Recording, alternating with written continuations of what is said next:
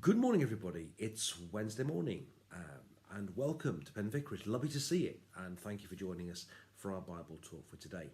Hope you have plans for a lovely day today, because I know I certainly do. Anyway, friends, we are working our way through the letter to the Hebrews, and we're in chapter 12, which I think is the penultimate chapter, is it not? Yes, the penultimate chapter. To remind you, when we finish this, which will be next week, we'll be going to start the first few chapters of Luke's Gospel next week. That's to look forward to. But for now, we're in Hebrews, and we're in chapter 12. I'm going to read you verses 1 to, I think it's 13.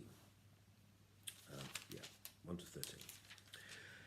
Therefore, since we are surrounded by so great a cloud of witnesses, let's also lay aside every weight and the sin that clings so closely, and let us run with perseverance the race that's set before us, looking to Jesus, the pioneer and perfecter of our faith, who for the sake of the joy that was set before him endured the cross, disregarding its shame, and has taken his seat at the right hand of the throne of God. Consider him who endured such hostility against himself from sinners, so that you may not grow weary or lose heart. In your struggle against sin, you have not yet resisted to the point of shedding your blood, and you have forgotten the exhortation that addresses you as children. My children, do not regard lightly the discipline of the Lord, or lose heart when you are punished by him. For the Lord disciplines those whom he loves, and chastises every child whom he accepts. Endure trials for the sake of discipline. God is treating you as children. For what child is there whom a parent does not discipline? And if you do not have that discipline in which all the children share, then you are illegitimate and not his children. Moreover, we had human parents to discipline us, and we respected them. Should we not be even more willing to be subject to the Father of spirits and live?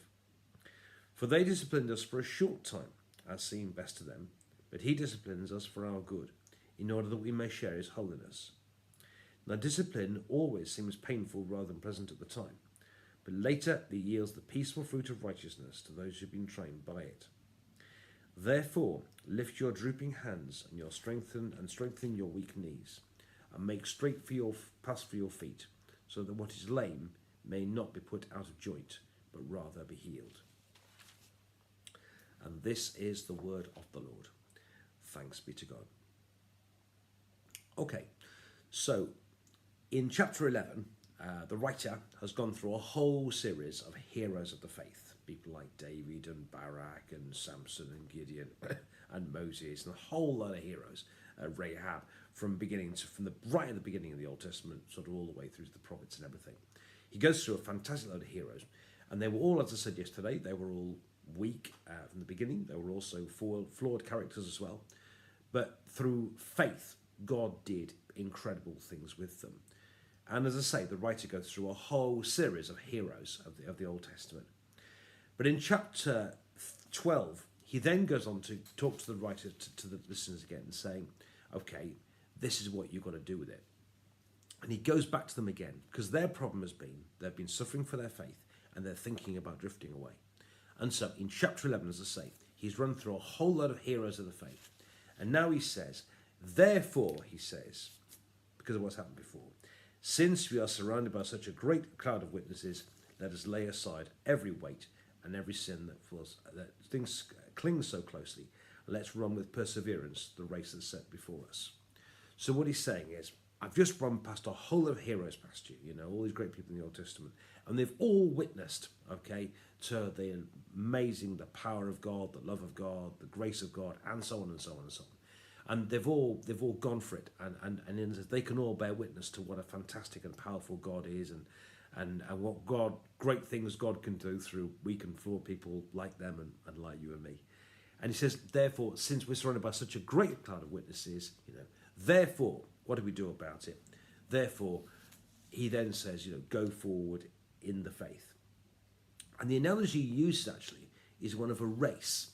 And a bit like an athlete who is single-minded in training day in, day out to try and get speed and everything else, and they kind of endure all the kind of the early mornings and the cold training sessions and all those achy muscles and all this type of stuff, but single-mindedly pursuing the goal.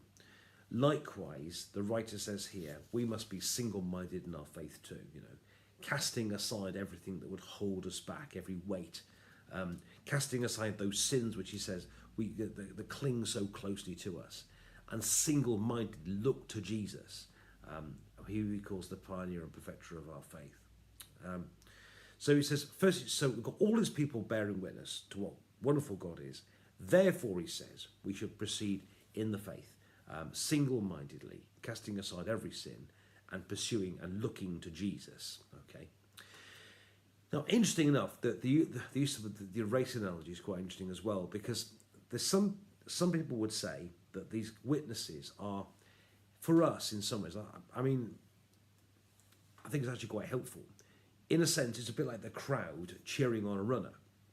You know, it's like playing at home. So they tell me, you know, you've got an advantage because you've got the advantage of your home fans cheering you. I remember being in a rowing race years ago when I was young and fit. I took part in Durham Regatta, and in a rowing race, and I could hear people cheering from us from the bank, and it sort of spurs you on.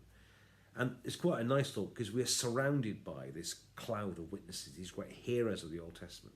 And there's a lovely thought that they might be there cheering us on. You know, come on, Ben, you know, keep going, yeah, keep proceeding. And these great heroes of the Bible, you know, cheering us on. This great cloud of witnesses. We're surrounded by this great cloud of witnesses who are kind of cheering us on in the faith too. And I think that's a really lovely way of looking at it. So, firstly, we've got all these great men and women of the Bible who can vouch for the grace and the love and the mercy and the power of God, which is fantastic. Therefore, because they're all pointing to this, we should proceed in our faith. We should single-mindedly, like a runner or an athlete, pursuing the goal. Likewise, we should pursue our faith single-mindedly, you know, casting aside any weight, anything that would hold us back, and single-mindedly pursuing Jesus. But then this lovely thought that these great heroes of the Bible might be kind of, you know, who surround us, can kind of be cheering us on and encouraging us and praying for us, dare I say. But then he goes on to talk about discipline. And this is quite interesting because he talks about Jesus as the pioneer and perfecter of our faith. We tend to think a lot about him as being the pioneer, the one who went first, the one who opened the door for us, if you like. But he also calls him here the perfecter of our faith as well. Now, I don't know about you, but I know I am far from perfect. And I'm sure I'm not the only person sitting there thinking that this morning. And I know I need perfecting, which means sometimes I need correcting and I need putting straight. The difficulty is, you see, no one likes being put straight, do we? You know, we don't like being told, you know, you're not right on that one, or you've got to change that. We tend to take we can take it badly sometimes, can't we? Get very hurt and everything else. But actually, good parenting to a child is about sometimes giving children boundaries, and correcting them sometimes when they go wrong. And true love for somebody isn't about, you know, everything they do is right all the time and just give constant encouragement all the time. True love is actually about sometimes being prepared to say to someone, to correct somebody and setting them straight. And here he said, you know, God, because God loves us, like a good parent will discipline their child, likewise, because God loves us, God puts us straight. And so he says, you know, when trials come, think of them as a sign of God's love. Because God loves you, he wants to perfect you. Because God hasn't given up on you, he wants to correct us and make us better and improve and perfect our faith.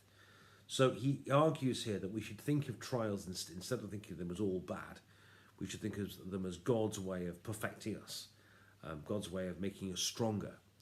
And like the athlete who goes through the muscle pains and the hard work and the breathlessness and all the other things that that athletes do, but they kind of endure the pain for the goal at the end. Likewise, in a sense, so should we. And actually, you know, the painful muscles and that sort of stuff actually give you resilience, which actually make you a better runner, and so on. So likewise, the trials and tribulations that we endure in our faith, if we come through them, actually make us stronger in our faith too. So, four things really in this chapter for this morning. Firstly, we should, because all these great heroes of the Bible have pointed to the love, the power, the grace of God, what God can do through weak and through flawed people like them and actually like us, and they point to this. Therefore, he says, we should look single-mindedly to Jesus, like an athlete, putting aside every sin and every weight that would hold us back and focusing as a single-mindedly on Jesus. Thinking about these heroes being witnesses, and because we're surrounded by them, almost think of them as cheering us on. And finally, to think of trials and temptations and tribulations as much as we can as signs of God making us perfect, signs of God love, signs of God that hasn't given up on us. Because Jesus, our pioneer and the perfecter of our faith, perfecting it.